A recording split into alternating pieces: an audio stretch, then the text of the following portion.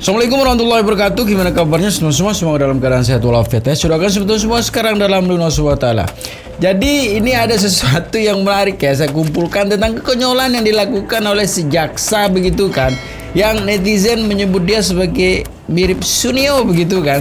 Ada pertanyaan-pertanyaan dari dulu, dari waktu sidangnya Peggy sampai sekarang ini. Pertanyaan-pertanyaannya kok agak-agak lucu, agak tidak masuk akal, nggak nyambung begitu kan. Jadi gimana video selengkapnya sebetulnya? Ini dia. Apakah saudara ada di lokasi kejadian? Saudara. Saya? Iya. Pertanyaannya sangat nggak nyambung nih. Enggak, ini saya bertanya karena yang mulia tidak. Pertanyaan saya iya apa tidak, Pak? Jangan gitu dong bertanya. Izin yang mulia. Izin bertanya. Majelis yang Karena mulia. beliau saksi. Saya lawyer kan. Izin yang mulia. Kita tanyakan kepada yang mulia. Siap. Tadi sudah dijelaskan oleh saksi Baik. bahwa ia adalah lawyer dari terdakwa yang dewasa Iya. ya, Baik. dewasa, yang 5 orang. Berarti beliau tidak pernah ya, Bu, di sana? Ya udah, kalau berada di lokasi sih enggak pernah gitu kan, tapi kok pertanyaan kok begitu kan, ini menjadi sesuatu yang lucu begitu kalau didengar sama orang-orang di luar sana. Ada itu jaksa, sudah sekolah, udah pangkat apa namanya, gelarnya udah ada pasti gitu kan, tapi janganlah membuat konyolan-konyolan seperti itu ya. Kita lanjutin. Tolong cabut lu kalimatnya itu Sebentar, gak baik lu. sebentar. Hai jaksa yang baik, gak boleh yang mulia. Tuh. Izin yang mulia. Sudah. Siap. Hakim saya merasa terintimidasi loh kalimatnya begitu.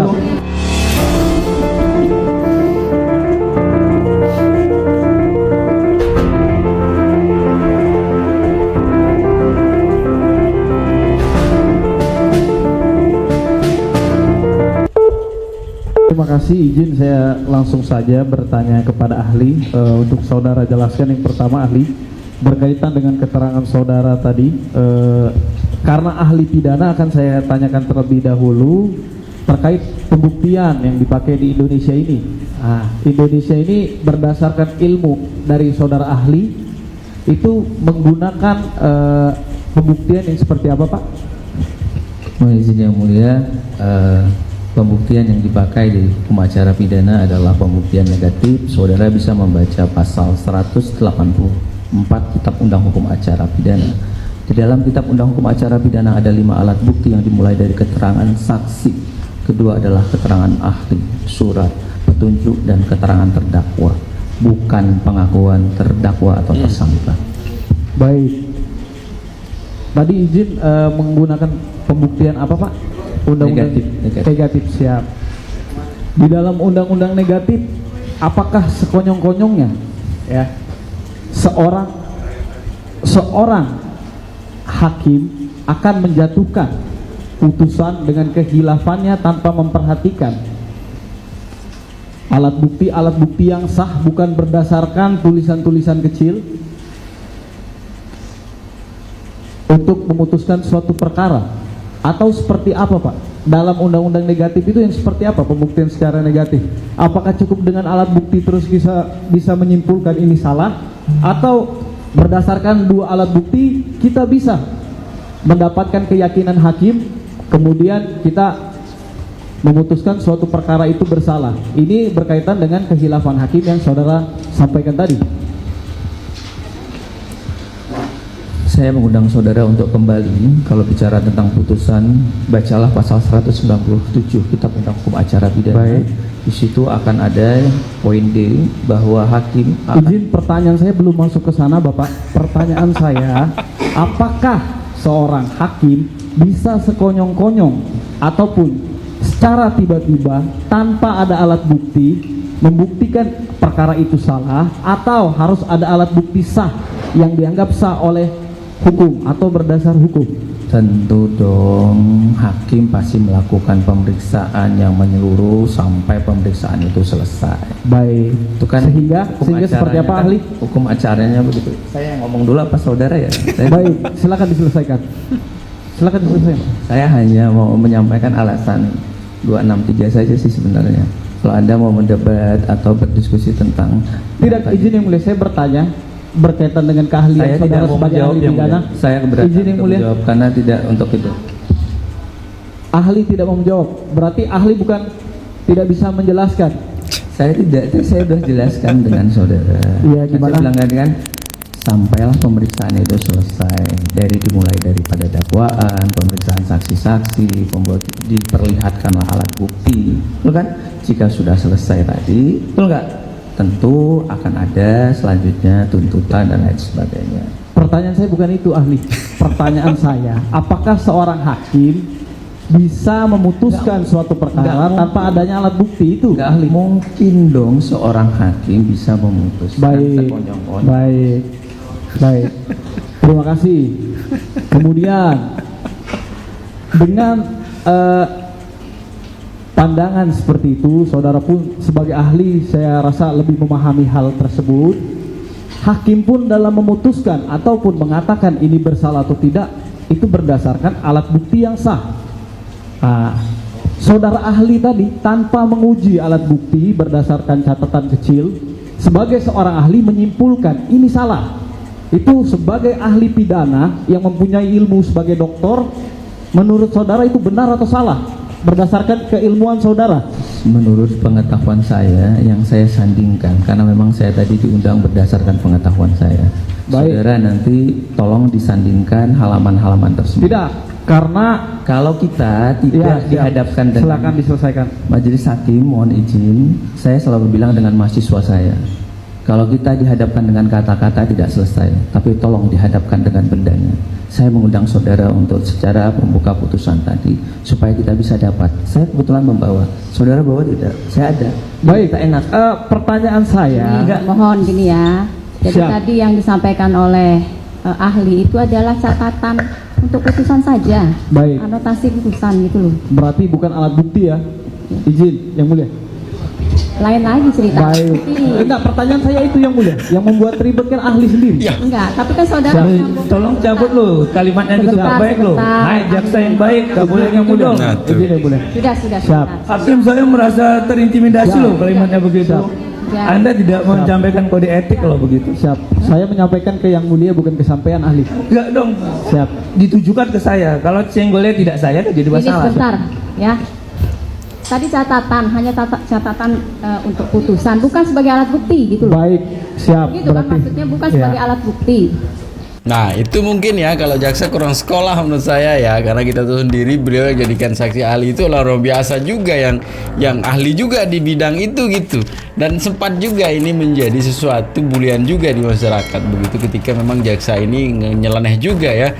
Apakah pertanyaannya memang dasar gitu kan, sehingga ketika memang ahli memberikan penjelasan itu kesannya seolah tidak dijawab begitu. Apakah ini merupakan sesuatu yang konyol menurut saya. Jadi silakan ditulis di kolom komentar saja ya. Kita lanjutin sebetulnya ketika ini si hakim ini diberi juga kuliah umum ya dari Abang Reza Indragiri. Ini dia videonya. Terima kasih. Kemudian atas hal tersebut saya akan masuk ke pokok perkara.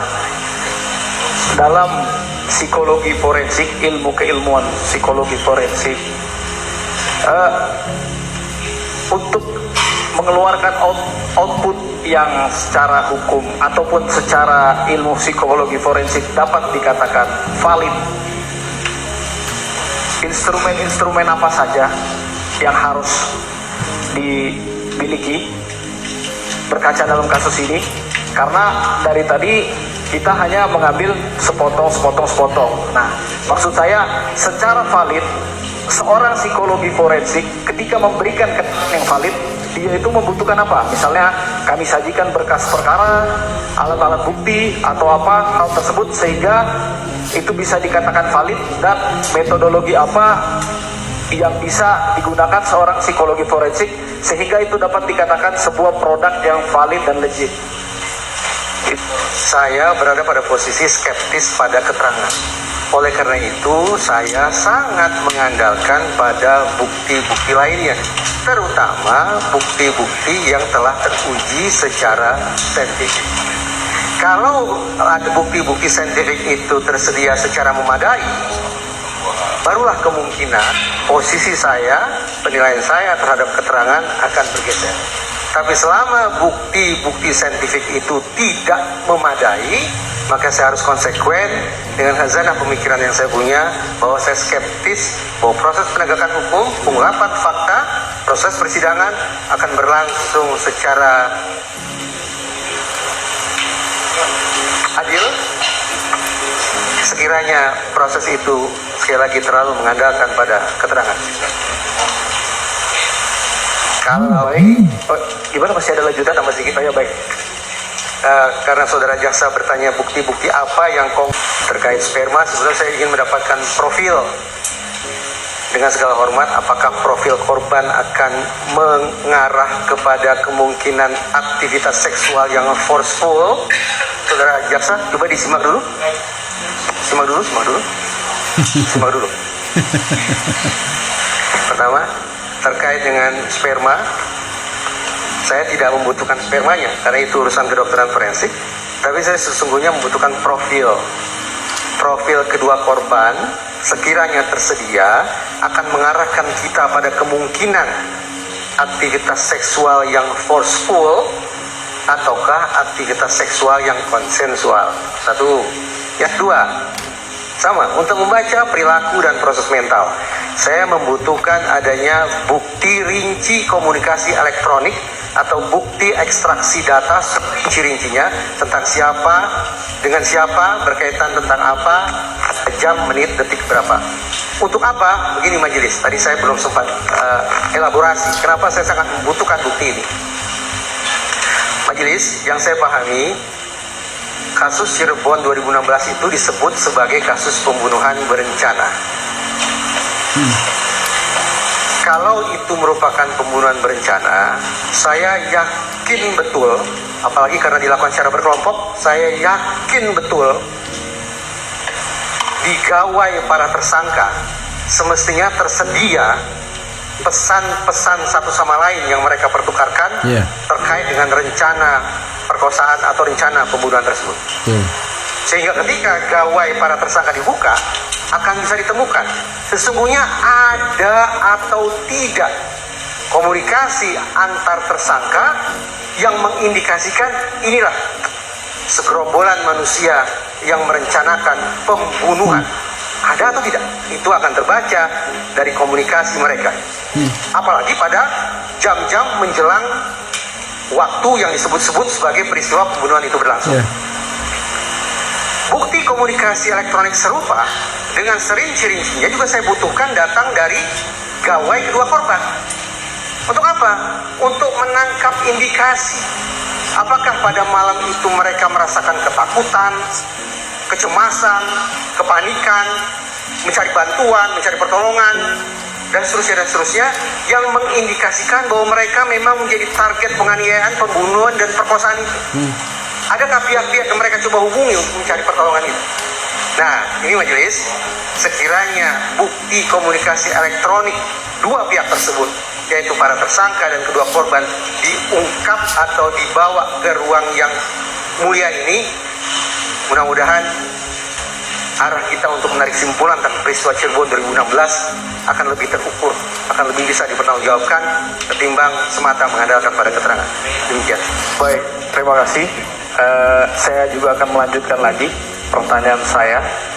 Tadi juga dijelaskan terkait dengan 3 keterangan palsu yang diberikan, ya.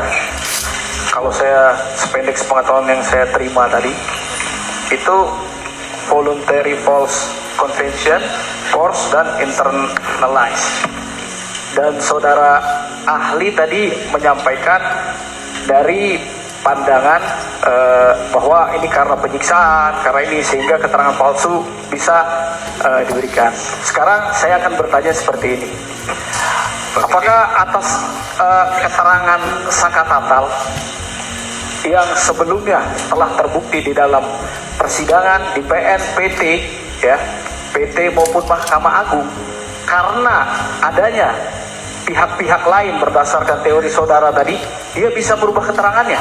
Yang awalnya dia menyatakan memang ikut dalam atau bersama-sama, yang terbukti ikut bersama-sama melakukan pembunuhan berencana, sekalipun gradasinya memang sudah ditentukan sebagaimana putusan, itu bisa berubah menggunakan teori saudara tadi karena adanya tekanan-tekanan atau bisikan-bisikan dari luar seperti itu. Yang mulia, Izin yang mulia, ini tempat yang mulia, tidak perlu seperti itu yang mulia. Izin. yang mulia,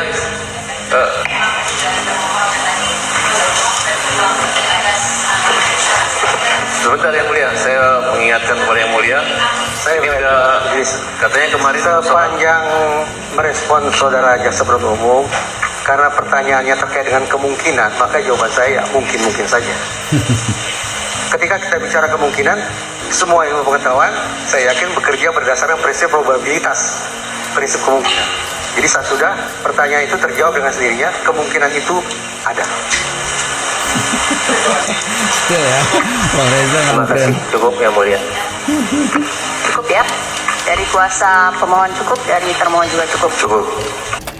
Dan yang menarik sebetulnya ya, ketika ini si jaksa ini menanyakan sesuatu kepada Franz gitu kan.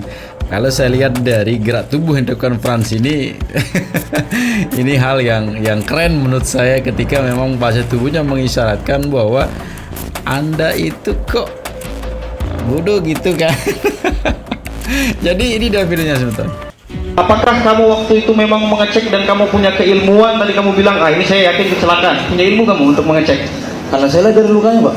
Tapi kamu udah punya ilmu forensik kan? Punya nggak? Enggak, pertanyaan saya, punya ilmu forensik nggak saksi? Enggak, Pak, tapi Nggak punya ya? Nggak punya ya? Ya, itu hanya asumsi ya. Kata yang mulia, ada apa? Ada apa? Yang mulia, pertanyaan termohon. Yang mulia, pertanyaan termohon menyudutkan saksi. Itu udah provokatif. Ya, enggak, saya kan cuma bertanya, punya keahlian forensik atau enggak? Kalau enggak ya sudah yang mulia. Ada permasalahan apa? Iya, saya intinya saya tanya itu, tinggal dijawab kan. Cukup. Boleh. Saudara yang provokatif. Tenang. Ini termohon. Iya Pak, yang Ini diajukan sebagai saksi. Baik, bukan ahli. Iya. Ya, tanyakan. Kalau saudara dari yang mulia, kalau seandainya tidak diperbolehkan, saya akan mengganti pertanyaan. Kan seperti itu kan? Silakan. Ya. Jadi pertanyaannya Pak. Ya, baik. Karena terima kasih, kita ingatkan sekali lagi, ini diajukan sebagai saksi, bukan ahli. Tanya mengenai saksi mereka aja Pak. Sama novum dia. Ya. Dia penemu novumnya. Silakan Pak. Baik, terima kasih. Kemudian saat itu terjadi, ya, Franciscus pun tadi menyatakan dia bahwa kalau memang waktu itu si Eki meninggal karena dia orang dibunuh atau dia apa, kamu tidak akan tinggal diam dari kamu bahasa, bukan? Saya dan teman-teman saya nggak Ya, diem, Pak. ya. Nah, setelah diketahui ternyata terjadi pembunuhan dan inkrah, kamu ngapain? Ya udah mikir ini pelakunya memang sudah ditangkap gitu pada saat di tanggal 30 ke atas itu. Ya. Terus begitu aja. Kamu bilang tidak akan tinggal diam. Loh, kan udah ditangkap. Cukup yang mulia, terima kasih. Kan sudah ditangkap. Yang mulia, tolong, kenapa teriak-teriak ini? Ada apa? Hah? Mana? Kalau mau teriak di sini, Pak. Bentar. Baik. Iya. Kalau mau teriak di sini, saya dari kemarin sabar aja yang mulia. Di sini juga kami sempat diteriak-teriaki, sabar aja kita. Ya, maksudnya tolong yang mulia sebagai penengah di sini, tolong yang mulia. Ya. Kalau memang marah, ayo di mana? Ya kan? Itu aja kita. Ya, jangan memancing lagi Pak. Ya, saya jangan provokatif, termohon. Kalau minum es, termohon. Bentar. Bapak-bapak di sini, baik tim maupun termohon, itu dipercaya orang-orang berpendidikan. Baik, saya ingatkan kembali, tolong dijaga kepercayaan orang, baik dari penasihat hukum maupun dari termohon. Bagi penonton saya ingatkan sekali lagi, kalau tidak bisa tenang, ya, tidak bisa menjaga tertib persidangan, terpaksa akan kami keluarkan dari ruang sidang. Nah segitu ya kualitas dari jaksa begitu kan, jaksa di situ tuh di Cirebon, yang di situ ya, bukan di Cirebon secara keseluruhan. Intinya bahwa semeton dalam menanggapi kasus ini, kualitas seperti ini sebenarnya kita pertanyakan. Kalau di tahun sekarang ini saja kualitasnya seperti ini, begitu kan lah gimana dulu begitu kan, dimana tidak ada media yang sekomplit sekarang begitu kan. Dulu media untuk wartawan saja itu kan ada informasi bahwa dilarang juga masuk karena sifatnya tertutup gitu. Gimana terjadi dulu? Yang sekarang yang terbuka saja dengan lengkapnya sosial media yang bisa nge-share, bisa membagikan video-video seperti ini. Kualitas jaksa seperti itu begitu, ya.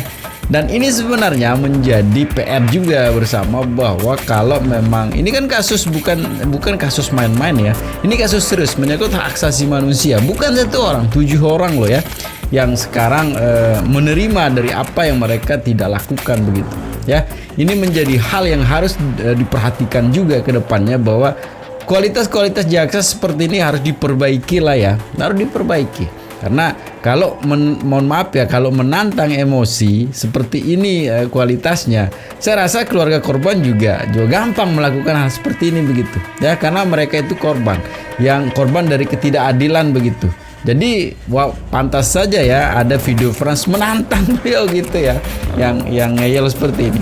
Tapi intinya sebetulnya dari video saya berpesan untuk jangan cepat termakan hoax, selalu jaga persatuan, kesatuan serta persaudaraan kita ya. Dan jangan nakal juga tuh, karena sedikit nakal nanti bisa berakibat fatal. Jadi segitu saja video sebetulnya. Assalamualaikum warahmatullahi wabarakatuh.